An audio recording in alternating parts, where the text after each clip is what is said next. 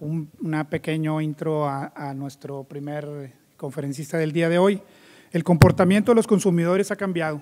Según un estudio realizado en 2017 por la Asociación de Venta Online y la Asociación de Internet en México, 3 de cada 4 mexicanos están conectados a Internet y además realizaron una compra por medios digitales y el gasto de compras en línea ha venido en aumento cada año. Además, los comercios encuestados reportan que 1 de cada 3 ventas por canales digitales se originó mediante un dispositivo móvil. Por esta razón se vuelve materia impostergable la adopción de estrategias digitales para facilitar a clientes actuales y futuros la adquisición de nuestros productos y servicios, ya que de no hacerlo estaremos corriendo el riesgo de perder frente a nuestra competencia. Y precisamente es en relación a esto que Sebastián Moglia nos compartirá su visión en la primera conferencia de esta mañana con el fin de motivarnos a emprender estrategias en este sentido en nuestras empresas. A continuación voy a dar lectura a su semblanza. Sebastián Moglia es licenciado en Ciencias de la Comunicación de la Universidad de Buenos Aires, Argentina. Se especializó en e-business y marketing digital. Tiene más de 15 años de experiencia en la industria digital y de e-commerce. Desarrolló los primeros grandes proyectos de e-commerce en México en empresas como Domino's Pizza, Seguros Banamex, decompras.com, hoy Claro Shop, entre otros. Es el responsable del lanzamiento y operación de 3 exitosas startups en México. También lanzó en México la primera campaña de móvil marketing. Es Chief Manager Officer de la sección amarilla, ex-Chief Manager Officer de la sección amarilla y líder de su transformación digital. Es profesor de e-commerce y marketing digital en diversas instituciones académicas. Recibió el E-Award al mejor influencer de negocios en 2018. Es director general y partner en Shake Again. Antes de ceder la palabra a nuestro conferencista, les informo que en sus mesas se encuentran papeletas para realizar preguntas que nuestros compañeras y compañeros estarán recogiendo para el término de esta conferencia. Doy la más cordial bienvenida a nuestro primer conferencista. Adelante, Sebastián. Gracias. Gracias. Hola. Hola, buenos días, ¿cómo están? Yo sé que es muy temprano para escuchar hablar a alguien en argentino, pero voy a hacer lo posible para que esto sea lo más llevadero posible. Gracias, Sergio, por la semblanza en la introducción. Y, bueno, contento de estar aquí, gracias a la Canaco por la invitación. Vengo, originalmente, como decía Sergio, de Argentina, nadie es perfecto. Huyendo de la Ciudad de México, donde vivo, hace 5 días que estamos sin agua, así que feliz porque me pude bañar finalmente después de 5 días. Gracias por eso también. Y bueno, un poco el tema de mi conferencia es, primero, desmitificar y romper algunos falsos prejuicios que hay con el e-commerce, que son varios, y con lo digital en general, diría, no solamente el e-commerce es parte, ¿no?, del mundo digital. Y después de esa introducción, vamos a repasar un poco qué es lo que está pasando digital en el mundo, en Latinoamérica y en México en particular, que es lo que seguramente más les interesa, pero hago este repaso general porque siempre es bueno saber en qué contexto estamos, ¿no? Cómo está México respecto a otros países en el mundo, en Latinoamérica, no solo México, sino el contexto en general. Entonces, voy a empezar. No me voy a introducir demasiado, pero siempre la primera pregunta que me hacen es ¿quién es este güey que hace 15 años que está en México y no se le va el acento? No, tampoco se me va a ir, es parte de... La verdad, estoy feliz aquí en México, mi esposa es mexicana, mis hijos ya son mexicanos, me siento mexicano, tengo el IFE, ya no me pueden deportar, entonces ya se amolaron. Y la verdad, muy contento, porque creo que para la industria, para lo que yo hoy por lo menos hago, creo que no hay mejor lugar y mejor momento que este. Creo que México en Latinoamérica tiene un lugar privilegiado en lo que es e-commerce. Por supuesto que falta muchísimo que hacer, hay mucho que hacer, estamos en pañales, pero creo que están dadas todas las condiciones para que este mercado y este país sea uno de los líderes, no solo en Latinoamérica, sino a nivel mundial en e-commerce. No voy a repetir la semblanza, Como argentino, por supuesto, me encanta hablar de mí, pero voy a pasar este slide rápidamente, porque ya Sergio lo introdujo. Y la primera pregunta que siempre surge es, ¿digital mata lo físico? ¿Lo digital va a hacer desaparecer lo físico? ¿El e-commerce va a hacer desaparecer la tienda física? Creo que en el speech primero se hizo referencia a esto, ¿no? Esto ha circulado realmente como un mantra durante mucho tiempo. Me cansé de verlo, lo discutí mucho y dice un poco más o menos que creo que ya algo se dijo. Uber es la empresa de taxi más grande del mundo y no tiene un solo taxi. Alibaba, que es el e-commerce chino, como el Amazon en China o el Mercado Libre en Latinoamérica, no tiene inventario. Facebook no hace su propio contenido. Airbnb no tiene habitaciones de hotel. ¿Cuántos de los que están aquí están de acuerdo con esto? Levanten la mano. Bastantes. Bueno, yo lo que les puedo decir es que esto en cierto momento fue cierto, pero yo le diría que lo hagan volar por los aires. ¿Por qué? Porque Uber ya compró autos autónomos a Volvo, compró 40.000. Airbnb está construyendo, de hecho ya construyó departamentos en Florida. Facebook ya produce su propio contenido porque quiere competirle a Netflix. Alibaba, Amazon, ya compraron tiendas físicas. Amazon lo hizo en Estados Unidos, se llama Whole Foods, es una cadena de nicho, pero va por más. Alibaba tiene varias cadenas físicas en China. No solamente compran tiendas físicas, ya están en el negocio financiero, cuidado de los bancos. Entonces, no es una cuestión de digital versus físico, porque este slide da la idea de que los negocios que nacen digitales son por siempre digitales y que lo físico no tiene nada que ver. Absoluta mentira, no es así. ¿Y por qué pasa esto? Si bien esto en un momento fue una foto real, pero el que dijo esto no vio la película. ¿Por qué? Porque los negocios digitales nacen digitales, porque ustedes, se los voy a poner con un ejemplo. ¿Ustedes creen que hubiese sido posible que Jeff Bezos, el fundador de Amazon, pudiese haber competido con Walmart comprando tiendas físicas con $10.000 con su esposa en un garage? No, hubiese sido imposible. No tenía ese capital, no tenía ese músculo. Entonces empezó desde su casa con $10.000, con una computadora, él y su esposa, a vender libros. Entonces, las empresas que nacen digitales pueden nacer con esa escala sin tener que hacer grandes inversiones y escalan rápidamente. Entonces, ¿cuál es la ventaja de un negocio que nace digital? Uno, su rápida escalabilidad. En poco tiempo tienen millones de usuarios. ¿Ustedes saben cuánto tardó Instagram, una de las redes sociales de Mark Zuckerberg junto con Facebook, en tener 50 millones de usuarios? La misma cantidad que la televisión tardó 75 años. Dígame a alguien cuánto creen que Instagram, esta red social tan de moda, tardó en tener 50 millones de usuarios. Alguien que diga un número. 2 años. 18 meses. 18 meses tardó Instagram en tener 50 millones de usuarios. Entonces, ¿qué pasa? Estas empresas, en poco tiempo, tienen millones de usuarios, empiezan a desarrollar un músculo impresionante y cuando ya tienen ese tamaño, cuando ya tienen esa escala, cuando ya tienen todo ese poder económico, financiero y de mercado, empiezan a extender sus tentáculos a otras áreas de negocio. Compran tiendas físicas, se meten en negocios financieros, de logística.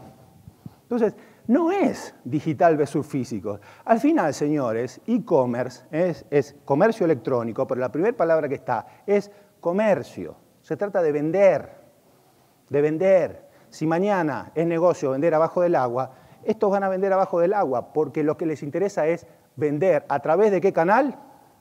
It doesn't matter. Puede ser físico, puede ser digital. Nacen en digital por lo que les digo, por la facilidad que uno tiene en emprender, digamos, digitalmente, sin grandes inversiones, y por la escalabilidad, la rápida escalabilidad que tienen. Pero tengan en cuenta esto, porque todos los que están aquí, que tienen un negocio, que probablemente es un negocio tradicional, de tiendas físicas, no quiere decir que el e-commerce va a venir a matar eso. Es un canal más, es un complemento más. Lo que ustedes quieren es vender. a través de canales físicos, digitales o los que sean. Pero no es una cosa o la otra. Esto lo voy a estar repitiendo y lo vamos a estar viendo claramente en todos los ejemplos, pero quiero que esto sea una de las principales cosas que se lleven hoy de esta charla. Entonces, ¿online está peleado con offline? Miren, los únicos que hacen estas grandes diferencias entre online y offline muchas veces es la gente de marketing. Yo vengo de ahí, he pecado, hoy ya, sí, digo, he pecado. Hoy ya, después de tantos años, me he dado cuenta, ¿no? Quizás porque uno ya se acostumbró, pero que estas diferencias entre online y offline, presupuesto offline, equipo online, equipo offline, tradicional versus digital, o sea, la verdad son cosas que entiendo que es un periodo de transición en donde las cosas se tienen que acomodar y que mucha gente que viene de tradicional no se acomoda muy bien en digital, entonces existen todavía estas diferencias incluso en las empresas, y empresas grandes les estoy hablando, donde los departamentos o las áreas muchas veces no se hablan entre sí. Pero la realidad, señores, es que, y señoras y señoritas, es que nosotros, todos los que estamos aquí, marqueteros o lo que seamos, nos movemos entre online y offline como un pez en el agua. Nadie está haciendo una diferencia consciente entre si estoy online, offline, si ahora estoy viendo mi celular. Fluimos como un pez en el agua entre los dos mundos. Entonces, ¿por qué hacemos tanta diferencia después cuando hablamos de marketing, cuando hablamos de negocio? No se entiende demasiado, porque la realidad es que como usuarios, como personas de todos los días, no hacemos esa diferencia. Y esto está ilustrado en lo que es e-commerce o el mundo digital, en estos dos grandes fenómenos, que son web rooming y shop rooming.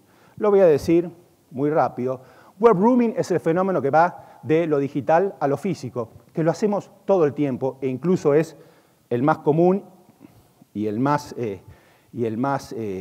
relevante, que es, hoy nadie compra algo sin antes investigar en línea, ya sea un pasaje de avión, ya sea ropa, ya sea un seguro, ya sea abrir una cuenta de banco, lo que sea, uno siempre hace una investigación en línea antes de comprar algo, ya sea en línea o en una tienda física. Esto lo hacemos constantemente. Ir de lo digital a lo físico, lo que Google llamó el momento cero de la verdad, que es donde muchas veces se define una compra. Porque muchas veces la gente ya va a la tienda física, cuando compra un auto, por ejemplo, o cuando va a un Liverpool o un Palacio de Hierro, ya con la decisión tomada de lo que le va a comprar, porque ya comparó precios, ya vio dónde está más barato, ya vio dónde tienen ese artículo, ese producto. Entonces ya va a la tienda no a papalotear, sino a comprar lo que ya decidió, pero lo decidió en línea. Y el otro fenómeno que también se da, quizás no tanto, pero sí se da, es el showrooming, que es lo inverso, que es de la tienda física a lo digital. Hay mucha gente, me incluyo, que va a la tienda física, se prueba el saco, se prueba el traje, se prueba el pantalón, las mujeres probablemente lo hacen más que los hombres, y después lo compran en línea, porque está más barato, o porque en ese momento les dio flojera hacer toda la cola para pagar, entonces lo compran en línea, pero fueron a la tienda física, lo vieron, lo tocaron, se lo probaron. Esto sucede mucho con la ropa, sucede también con electrónica. Uno va a una tienda, ve el celular, lo toca, juega, hace touch, o la pantalla, la ve, la experimenta, y después la compra en línea, porque ya la vio, ya la tocó. Ese fenómeno también se da. Pero como ustedes ven, esto es ida y vuelta, no es digital por acá y la tienda por acá. Se comunican, hay puentes. Y para esto quisiera mostrarles, está en inglés, pero lo van a entender perfectamente, antes de dispararlo a una introducción. ¿Cuántos conocen el concepto o la tienda, que ya no es una tienda concepto, que ya funciona, de Amazon Go? Bueno, Amazon Go, hablando de lo digital y de lo físico, son las tiendas que Amazon tiene de su propiedad, no que compró, sino de su propiedad, en donde uno llega con la aplicación, entra, hace su súper, mete en el carrito, saca, tiene sensores de visión, temas de inteligencia artificial, cosas complejísimas, y se va sin pasar por una caja, sin pasar por una caja como uno hace en un súper, y la aplicación y todo el sistema directamente le cobra en su aplicación. Si lo puso en el carrito y después lo sacó, se lo descuenta. Por supuesto que detrás de todo esto hay una tecnología impresionante, se ve muy fácil, pero estas tiendas ya hay varias en Estados Unidos, probablemente no tarden mucho en llegar a otros países, pero fíjense, este es un claro ejemplo de cómo lo digital convive perfectamente con lo físico, porque al final de lo que se trata es de hacerle la vida más fácil a la gente. Entonces, ponemos el video para que veamos la experiencia. Un poquito más. 4 years ago, we started to wonder, Más arriba. what would shopping look like if you could walk into a store, grab what you want, and just go? What if we could weave the most advanced machine learning, computer vision, and AI into the very fabric of a store so you never have to wait in line? No lines, no checkouts, no registers. Welcome to Amazon Go. Use the Amazon Go app to enter. Then put away your phone and start shopping. It's really that simple. Take whatever you like. Anything you pick up is automatically added to your virtual cart. If you change your mind about that cupcake, just put it back. Our technology will update your virtual cart automatically. So, how does it work? We used computer vision, deep learning algorithms, and sensor fusion, much like you'd find in self-driving cars. We call it Just Walk Out technology. Once you've got everything you want, you can just go. When you leave, our Just Walk Out technology adds up your virtual cart and charges your Amazon account. Your receipt is sent straight to the app, and you can keep going. Amazon Go. No lines, no checkout. No, seriously.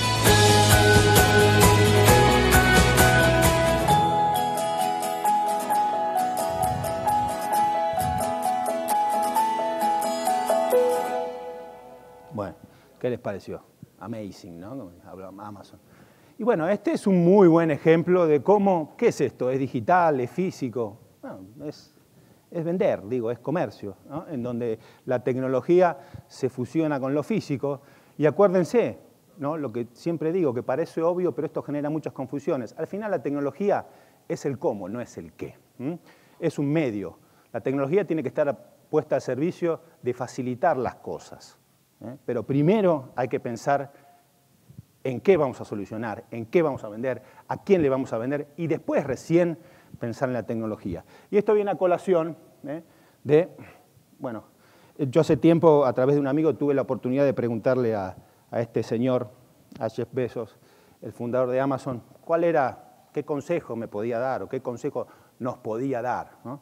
Y fíjense, uno de una persona así, ¿qué puede esperar que diga, ¿no? Pues es el epítome de la innovación, probablemente una de las empresas o de las compañías más innovadoras de los últimos tiempos, ya vale $1 trillón, como Apple. Entonces, fíjense lo que él dice. Dice, mi consejo es concentrarse en las cosas, y escuchen, que no van a cambiar.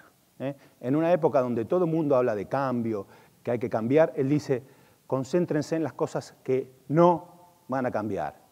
Yo sé que en mi negocio de retail, y probablemente acá hay muchos de esa industria, mis clientes van a seguir queriendo dos cosas, precios bajos y entregas rápidas. That's it. ¿Dónde están los drones acá? ¿Dónde está la tecnología? Bueno, por supuesto, puesta al servicio de esto. Si este señor, si este pelón mañana, como probablemente vaya a suceder, nada más que hay cuestiones probablemente más de tipo legal y de seguridad que de tecnología, porque hoy ya un dron puede hacer muchísimas cosas. De hecho, ya mi hija tiene un dron, no sé para qué, y lo vuela dentro de la casa, pero tiene un dron. Si mañana este señor les entrega el paquetito o el librito o lo que sea con un dron, no es porque el dron o los drones están de moda, o porque hay que ser cool, o porque el otro ya usa drones, es porque les quiere entregar más rápido. Una de esas dos cosas. Entonces, ¿cuáles son los insights, cuáles son los basics de su negocio? No son más que 2 o 3, se los puedo asegurar. No son más que 2 o 3. Primero hay que definir eso y después ya ver cómo lo hacemos. ¿Cómo?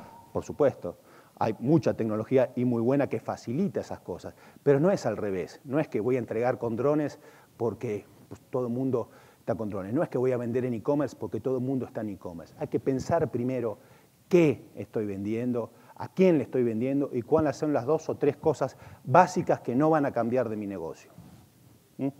Gran ejemplo. Y esto, bueno, aunado me gusta poner porque, bueno, yo se los recomiendo, es una muy buena biografía del caso de Amazon, se llama The Everything Store, y ahí cuenta una muy buena anécdota que viene de la mano con esto que acabo de decir, en donde, allá por 2001, recién había nacido Amazon, nació en el 97, él juntó a sus lugartenientes, a sus directores, llamó a un gurú de los negocios, no era yo, era otro, era Jim Collins, que escribió varios libros, uno es Good to Great y otro es Empresas que Perduran, y les dijo, a ver señores, piensen, esto hoy es obvio lo que voy a decir, pero en aquel momento era la fórmula secreta de Amazon, piensen cuál es su círculo virtuoso. Entonces se pusieron a pensar y descubrieron que el círculo virtuoso de ellos era precios bajos, traen más tráfico al sitio traen más ventas permite optimizar los costos fijos de logística, de fulfillment, de tecnología, y esa optimización de costos permite bajar más los precios y el círculo se vuelve a iniciar. Cualquier mejora que se hace en uno de esos puntos acelera el círculo. Pero de nuevo, son cosas simples, son cosas básicas. Piensen cuál es el círculo virtuoso de su negocio. Y después apliquen a esos puntos, a esas acciones, las medidas o la tecnología que tengan que aplicar para que eso crezca y mejore. Pero primero hay que definir estas cosas.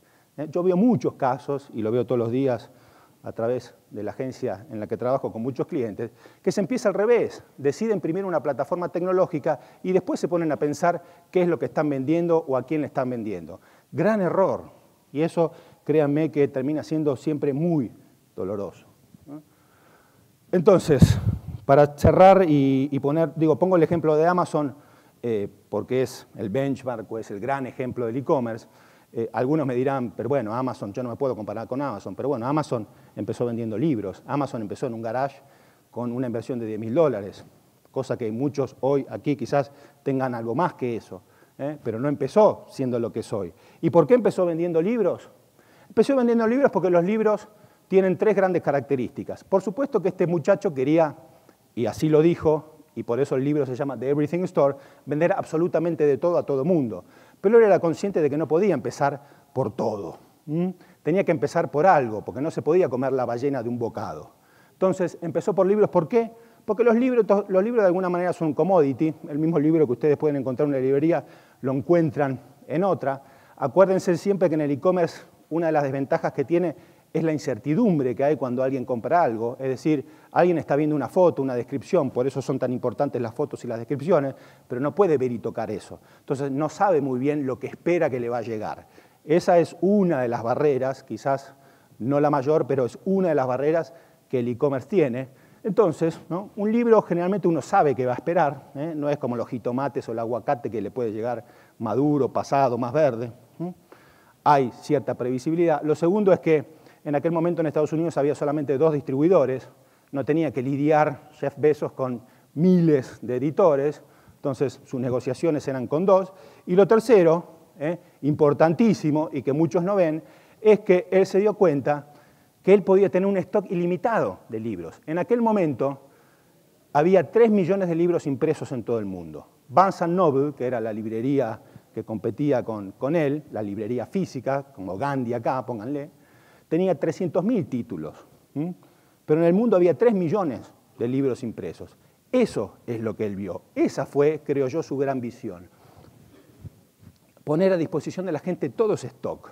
Entonces era una maravilla porque uno buscaba un libro que no estaba en las librerías tradicionales y Amazon lo tenía. Claro, no lo tenía en una bodega, lo tenía quizás en otro distribuidor y a través de ese distribuidor llegaba, pero uno podía elegir de todo ese innumerable stock que había en el mundo el libro que uno quisiera. Ese fue, digo yo, uno de los grandes disruptores en el tema de e-commerce y que hoy sigue, por supuesto, siendo y que a veces muchos no lo ven.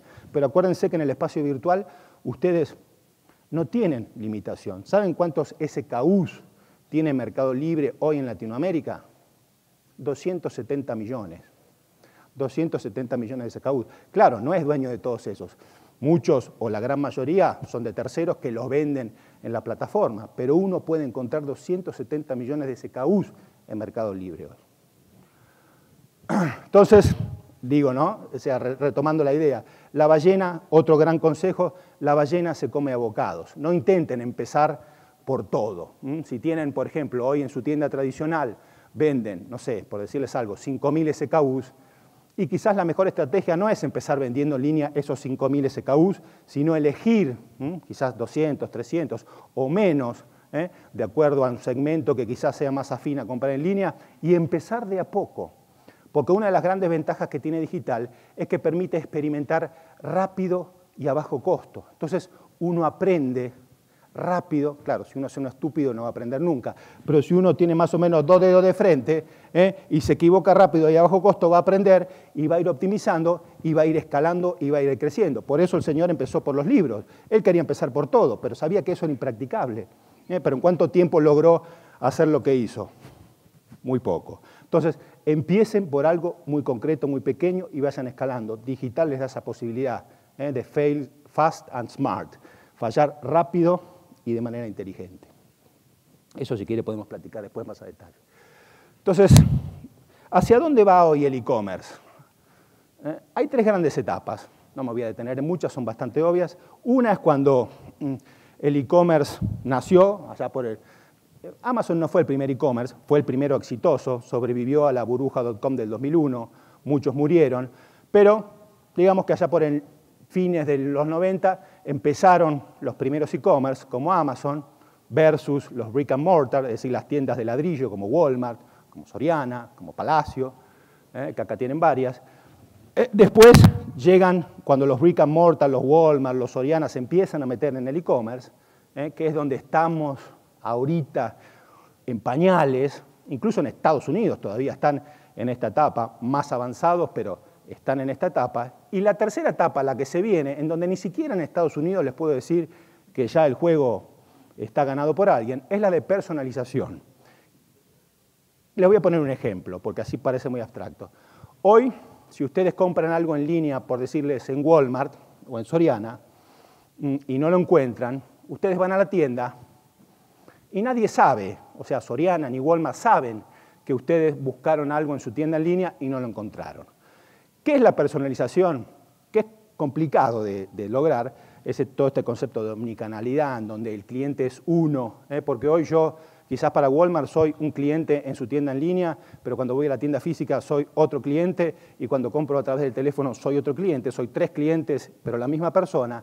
La idea es lograr que uno sea un solo cliente, y si yo mañana voy a Walmart, a la tienda física, y la semana anterior busqué algo en su tienda en línea y no lo encontré, que por ejemplo me llega una notificación en el celular y me diga, Sebastián, ese shampoo que estabas buscando en nuestra tienda en línea y que no encontraste, lo tenemos aquí en el pasillo tal, tal, tal y el precio es tal. Eso es un ejemplo de personalización. Hay muchos más, pero bueno, hacia allá vamos. Es complicado, es difícil, de nuevo, hay cuestiones técnicas también, por supuesto, involucradas, no solamente querer hacerlo, sino tener los medios, los recursos y la tecnología, pero es más complicado, digamos, que la propia voluntad, pero se puede hacer y se está haciendo. Esa es, les diría yo, la tercera etapa hacia dónde va el e-commerce. Por supuesto, para llegar a eso nos falta muchísimo y recién estamos dando los primeros pasos en la segunda, aquí en México. Bueno, vamos a ver un poco el contexto de lo que está pasando con digital y e-commerce en el mundo. Fíjense, esto es muy reciente, es el último estudio que se hizo Hootsuite y We Are Social. Hoy en el mundo somos 7.655 billones de personas, de las cuales el 55% son usuarios de Internet, el 44% son usuarios activos de redes sociales, el 67% son usuarios móviles, es decir, que tienen una tableta, un smartphone o un feature phone, y el 42% son usuarios activos de redes sociales en móviles. Por ejemplo, hoy el 95% de la gente que utiliza Facebook es a través de la aplicación móvil. Ya casi web ha dejado, no de existir, pero mobile se lo ha comido prácticamente entero. Y esto sucede en muchos casos en redes sociales, Twitter, Instagram.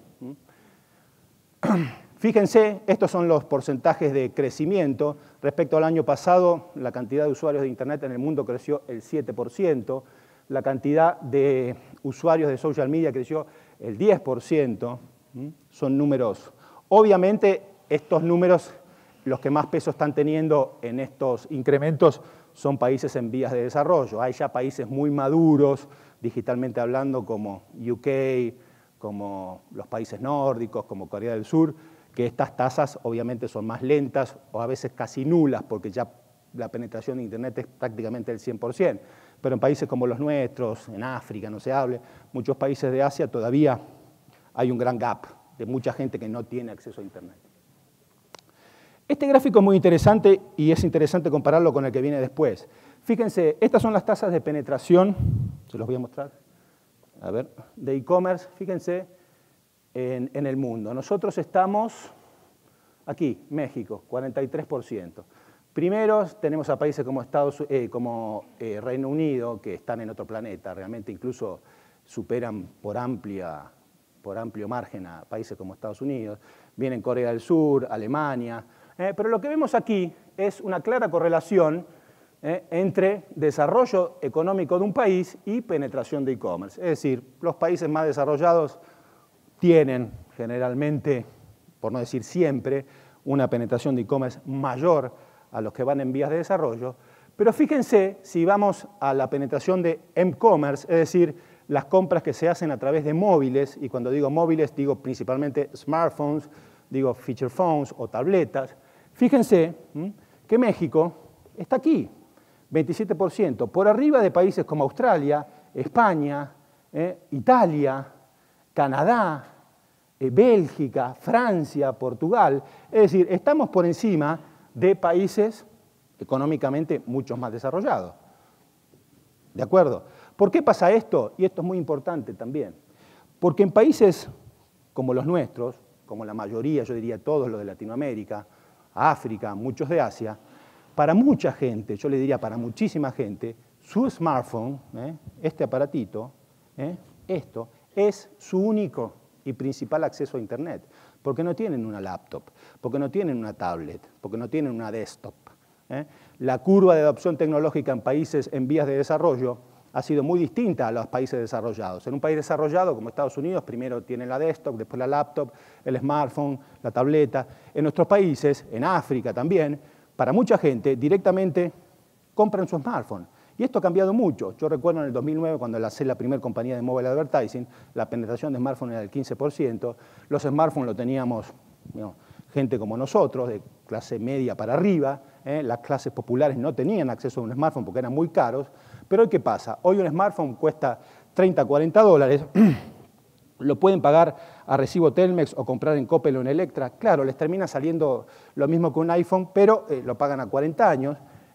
Pero, sí, pues sí, las delicias del financiamiento en México, pero tienen un smartphone. Entonces, para mucha gente, para muchísima gente que hay en México de escasos recursos, pueden acceder a un smartphone, tienen un plan de prepago, le ponen 100, 200 pesos por mes, pero tienen conexión a Internet. Y para mucha gente ese es su único acceso a Internet.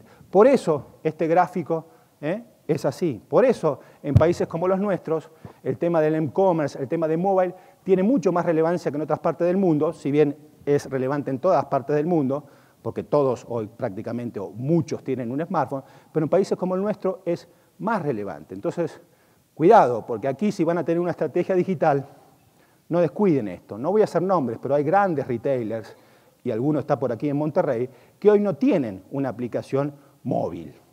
Siendo que en México la gran mayoría de la gente tiene móviles. Y no solo compran móviles, sino que también buscan móviles. Bueno, eso es importante. Fíjense lo que decíamos antes también. ¿Dónde empieza la investigación antes de comprar un producto? Aquí en México, en el caso...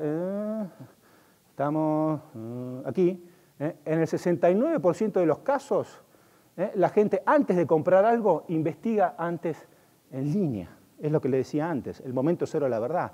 Antes de comprar algo, antes incluso de ir a su tienda física, la gente está investigando en línea, en su smartphone, en su laptop, pero prácticamente la decisión muchas veces se toma en línea. Aquí tienen los números. Bueno, estas son las ventas a nivel global en el mundo de e-commerce. Fíjense, para el 2018 estamos en 2.860 billones de dólares. Obviamente los crecimientos, el porcentaje de cambio, a medida que pasan los años va disminuyendo. Estamos siempre en 2 dígitos. El porcentaje total de las ventas totales en 2018 es del 11.5%. A veces yo pregunto y muchos creen que es más de lo que realmente es. Después vamos a ver en México cómo estamos. Pero realmente hoy la penetración, o sea, la cantidad de ventas que hoy se dan en e-commerce en el mundo no es tan alta como muchos creen. Quizás es una falsa percepción. El promedio ahí está, es del 11.5%. En Estados Unidos están en el 11%. Vamos a ver después cuánto está en México. Este obviamente va creciendo. En UK, por ejemplo, ya están en un 15, un 20%. Hay países, como les digo, que están mucho más avanzados, pero ese es el promedio de lo que representa el e-commerce hoy en el mundo en el retail. ¿Qué pasa en Latinoamérica? Fíjense, penetración de Internet en los países latinoamericanos. A mí me sorprendió que Ecuador estuviera, de hecho hace poco estuve también en la Cámara de Comercio de Ecuador, dando una plática muy parecida a esta. Pero bueno, hoy Ecuador es el país que más penetración de Internet tiene en Latinoamérica. Es un mercado muchísimo más chico que el nuestro, por supuesto. Son 15 millones de personas. Esos son los que hay en mi colonia. Pero tiene el 81% de penetración. Después viene Argentina, Chile, Brasil, México. No estamos mal, tampoco estamos muy bien, podríamos estar mejor, sobre todo teniendo en cuenta que el magnate, uno de los hombres más ricos del mundo, es dueño de América Móvil y de una de las proveedoras de banda ancha más importantes de México. Sin embargo, no tenemos, creo yo, la penetración de Internet que todavía deberíamos tener, pero ahí vamos. Otros números de Latinoamérica, ya el total de las ventas de retail en la región son de 53, poco más de 53 billones de dólares. La cantidad de compradores digitales es el 30, casi el 31% de la población compra hoy algo digital, en digital, y el crecimiento del e-commerce, les decía, el tema de e-commerce, de compras a través de móviles, crece mucho por el fenómeno esto que le decía en Latinoamérica, de mucha gente para la cual es su único acceso a Internet. Fíjense, este es el perfil demográfico de los que compran en línea hoy en Latinoamérica. Curioso que los hombres compren más que las mujeres, pero esto es lo que dicen los números.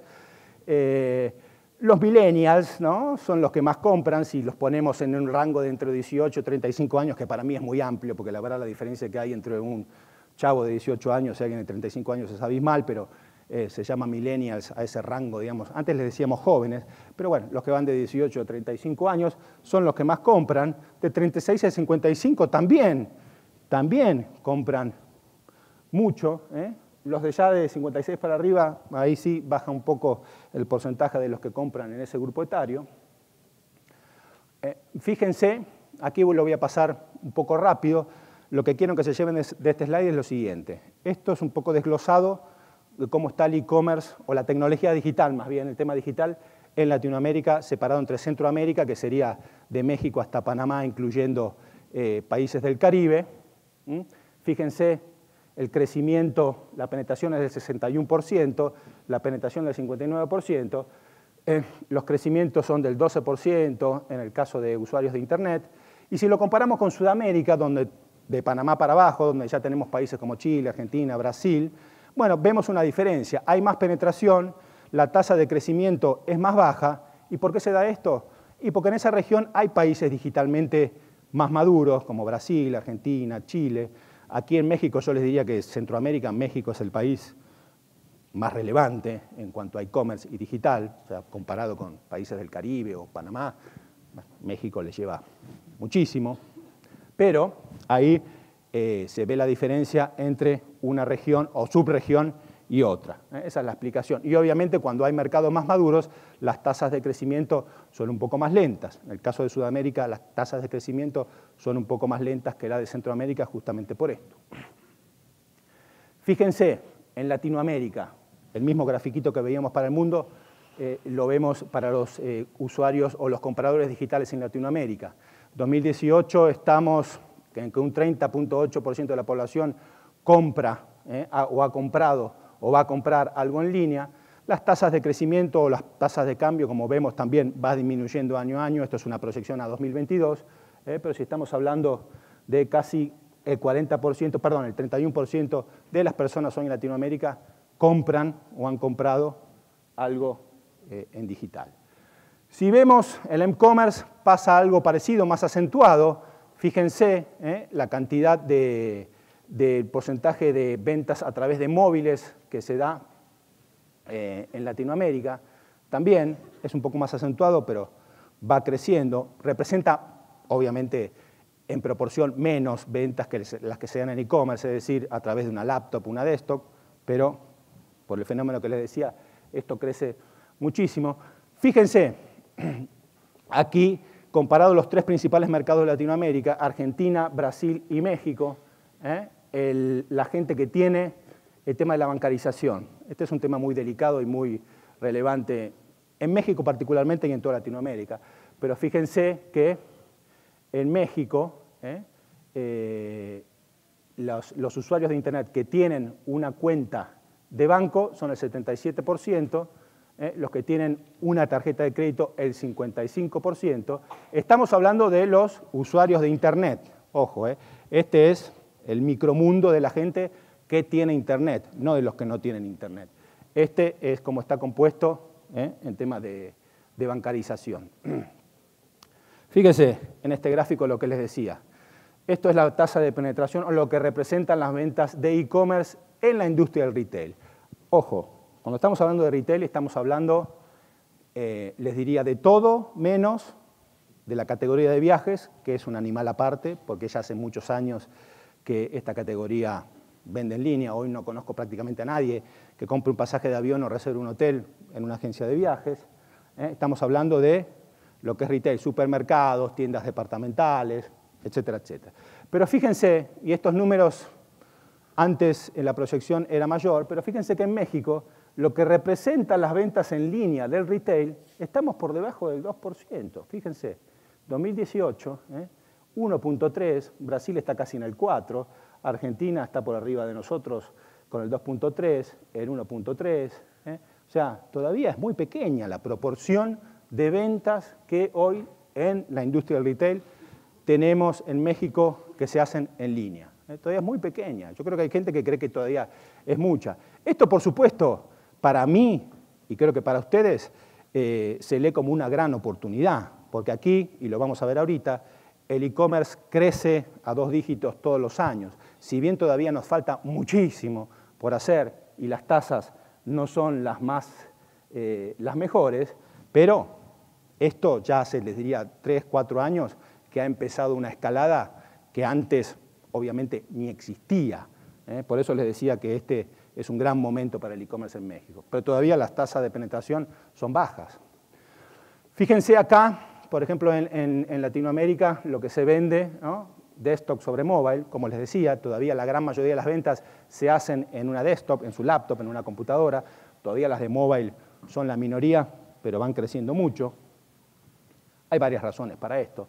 Fíjense, por ejemplo, y este es muy interesante, los visitantes únicos de retail de acuerdo al dispositivo. Como ven, México, la gran mayoría de visitantes, no estamos hablando acá de compras, pero de gente que visita el sitio de un retailer a través de mobile, por ejemplo, de su smartphone, fíjense, en México es más alto que en Brasil y que en Argentina, bastante más alto que en Argentina.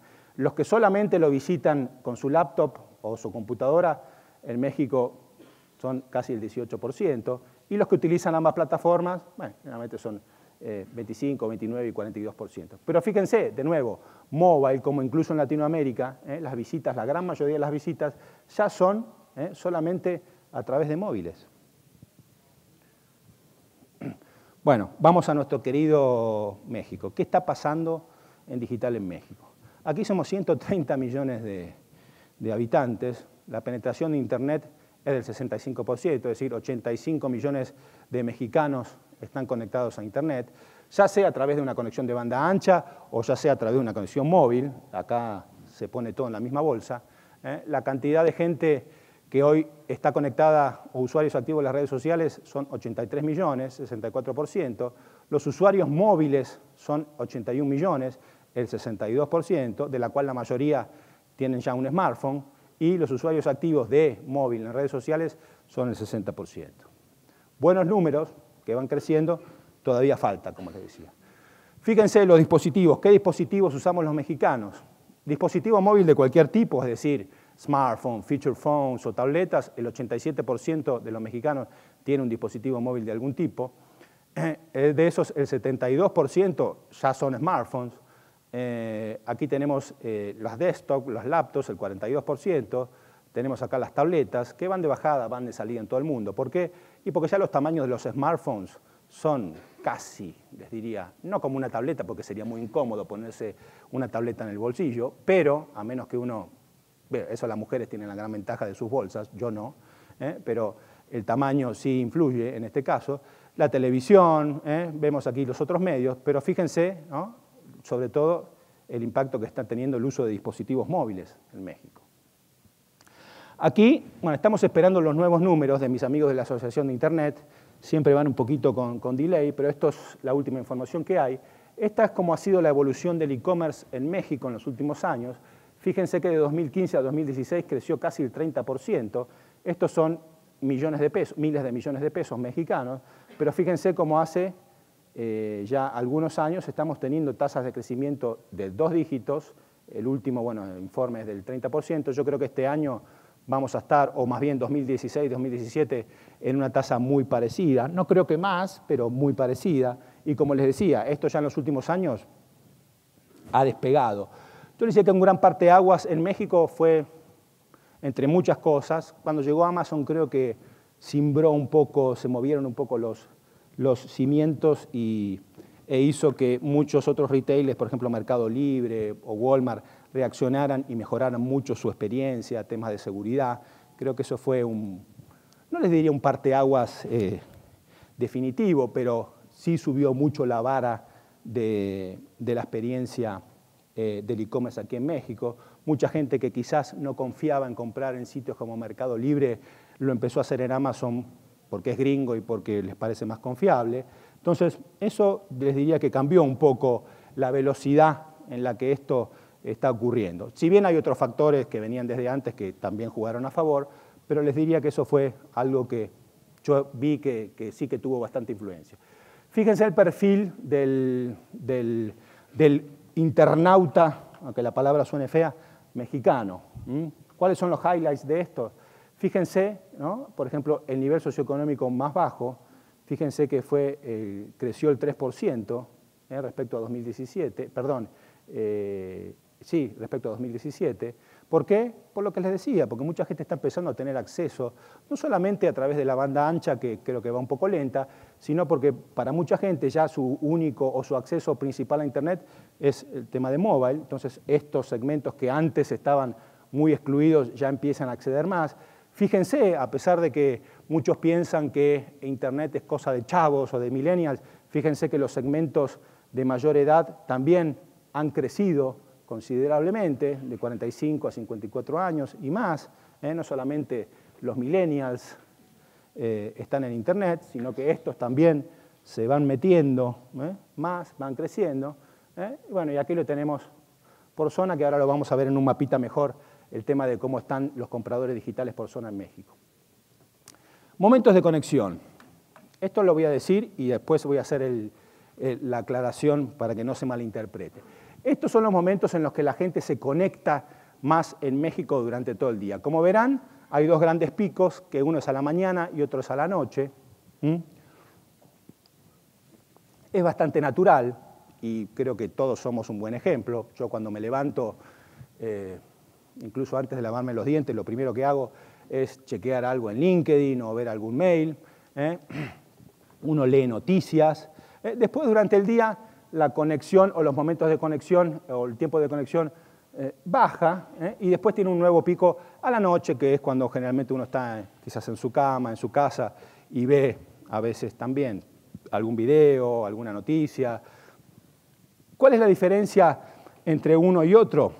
Y esto lo decía una persona de Facebook en una conferencia que fui, y es bastante cierto. Uno en la mañana consume, les diría de una manera como más picoteando, es decir, uno tiene que ir al trabajo, entonces ve como no las noticias, sale relativamente informado y se va. No se detiene demasiado en algún contenido en particular. En la noche ya, uno con más tiempo, un poco más relajado, ya uno se ve un video, lee un artículo quizás más en profundidad. Es decir, si bien el tiempo de conexión también es alto, la manera de consumir el contenido es distinta. Esto quiere decir, y acá viene la aclaración, esto quiere decir que si yo hago una campaña de marketing digital, ¿la tengo que poner a las 9 de la mañana o a las 10 de la noche? No, no, no y no. ¿Por qué? Porque los momentos son distintos. Por ejemplo, si yo soy McDonald's, probablemente sea mejor que haga una promoción o haga una campaña a la hora de la comida, no a las 9 de la mañana, que no creo que a muchos se les antoje un Big Mac. Entonces, depende, para un cine probablemente sean los fines de semana, ¿no? Donde quizás vale la pena hacer más foco para una campaña. Entonces, depende de lo que estén vendiendo, depende de nuevo a quién le estén vendiendo, esto va a cambiar. No quiere decir que tengan que hacer sus campañas a la noche o a la mañana. Depende de lo que estén vendiendo y depende a quién le estén vendiendo. Y acuérdense que siempre lo más importante no es tanto la cantidad de gente que puede llegar a impactar, sino el mood en el que está esa gente. Por ejemplo, si a mí me quieres vender algo de negocio y voy a estar en un mood más propenso a comprarte cuando estoy en LinkedIn que cuando estoy en Facebook, que de hecho ya casi ni estoy, porque todo lo que antes, la fotito de mi hijo y las cosas que hago acá para que vea a su abuela en Argentina, hoy ya tenemos un grupo de WhatsApp, entonces ya casi Facebook no lo uso, pero uno está en un mood distinto, si está en Facebook, si está en Twitter o si está en LinkedIn. Entonces hay muchas cosas que hay que tener en cuenta, no solamente cuándo la gente se conecta, sino también dónde y en qué mood se conecta. Acuérdense de esto que es muy importante. Otra cosa, tiempo que hoy le dedicamos o que la gente está conectada a Internet. En promedio la gente en México está conectada más de 8 horas, 8 horas y 12 minutos para ser exacto, la TV sin Internet 3 horas, radio sin Internet 1 hora 45 minutos. Esto no está muy en proporción con lo que hoy, honestamente, se invierte en Internet, sino que todavía los medios masivos como radio y televisión tienen la gran parte, digamos, la parte del león se la llevan esos medios. De hecho, del total de la inversión publicitaria en México, solamente el 30% es en digital. Digo, solamente parece que estuviera menospreciándolo. Hace 9 años, 10 años, cuando yo abrí esta compañía de mobile advertising, el porcentaje que se invertía en digital era del 3%, y de eso nada era mobile. Hoy es el 30%, y de ese 30% el 65% es mobile. Evidentemente, de nuevo, repito, no está en proporción con la cantidad de tiempo que la gente está en Internet. Debería ser más. Está creciendo, pero debería ser más. Acá ven, por ejemplo, los compradores digitales en México, la penetración y cómo va creciendo. En 2018 estamos casi el 17, el 20% de las personas, un poquito más, bueno, sí, casi el 20%. Esto varía de acuerdo a los estudios, algunos dicen 20, otros 29, pero varía un poco. Ese es el porcentaje de la población que hoy compra en línea. De nuevo, los porcentajes de cambio a medida que el mercado va siendo más maduro decaen, es la linita roja. Y fíjense, acá ya entrando en el tema de comercio electrónico más en particular, 37, casi 40 millones de personas son las que compran algún bien de consumo hoy en Internet. Eso es el 29% de la población. Les decía, a veces los números cambian, pero no están muy lejos uno de otro. En el 2017, en México, el e-commerce, es decir, lo que se gastó en productos comprados en línea, fueron casi, 8.533 millones de dólares. Estos son dólares. Eso significa un ticket promedio de mexicano anual de unos casi 230 dólares. En países como en Reino Unido están 1.500, 2.000 dólares es el ticket promedio. Están realmente mucho más avanzados o mucho más grande que en nuestro caso. En nuestro caso, todavía el ticket promedio no es muy alto. Y fíjense aquí, cosas que les va a interesar, las categorías. ¿Cuáles son las categorías que más se venden hoy en comercio electrónico en México? Moda y belleza, fíjense, es una de ellas, con 2.260 millones de dólares. Electrónica y medios electrónicos, por ejemplo, una categoría que siempre se vendió muy bien en comercio electrónico. El tema de alimentación, esta es una categoría muy difícil, yo la he calificado como la chica difícil del e-commerce, y es la categoría de los Walmart, de los Soriana. ¿Y por qué es difícil? Por lo que les decía al principio, porque para comprar, por ejemplo, la leche, el aguacate, el queso, hay temas de frescura, hay temas de caducidad, que la gente muchas veces prefiere ir, ver y tocar, porque no sabe si los jitomates le van a llegar más maduros, más verdes, si la leche, cuánto tiempo estuvo fuera del refrigerador, o el queso. Entonces, el tema de alimentos es muy complicado. Es la categoría, obviamente, que mueve quizás más dinero en el retail, por eso Amazon compró las tiendas físicas en Estados Unidos, Whole Foods, no fue porque me quiso dar la razón a mí con el gráfico del principio, sino porque para vender la categoría de grocery se necesitan los puntos de distribución. ¿Por qué? Porque yo no voy a esperar, por ejemplo, el queso o la despensa 2 días o 1 día. Lo quiero en media hora, lo quiero en 2 horas. Y para eso se necesitan los puntos de distribución. Por eso Amazon compró tiendas físicas, para competirle a Walmart en esa categoría, especialmente en esta de grocery. Fíjense, bueno, la de viajes es la que más vende, o sea, no es sorprendente esto, si bien sorprende que otras categorías no estén tan lejos de la de viajes, que es una categoría más madura. Fíjense, juguetes, la música digital todavía no tiene un gran tamaño, pero fíjense, ¿no? Las grandes categorías, ropa, moda y belleza, electrónica, juguetes, viajes, ni hablar. Esta va creciendo mucho, pero todavía tiene un gran potencial. Muebles y electrodomésticos. Y si vemos los porcentajes de crecimiento, fíjense cómo ha crecido ropa, 22%, electrónicos, que ya lleva un tiempo también, entonces por eso las tasas de crecimiento a veces son menores. Fíjense viajes, me sorprendió cómo ha crecido, siendo una categoría también más madura, juguetes, o sea, todas han crecido en el orden de 2 dígitos aquí en México en 2017. Para los que dicen que no hay oportunidad en el e-commerce en México. Fíjense, hablando de México, los dispositivos usados por compradores digitales. En 2016, el 85% para comprar utilizaba una desktop.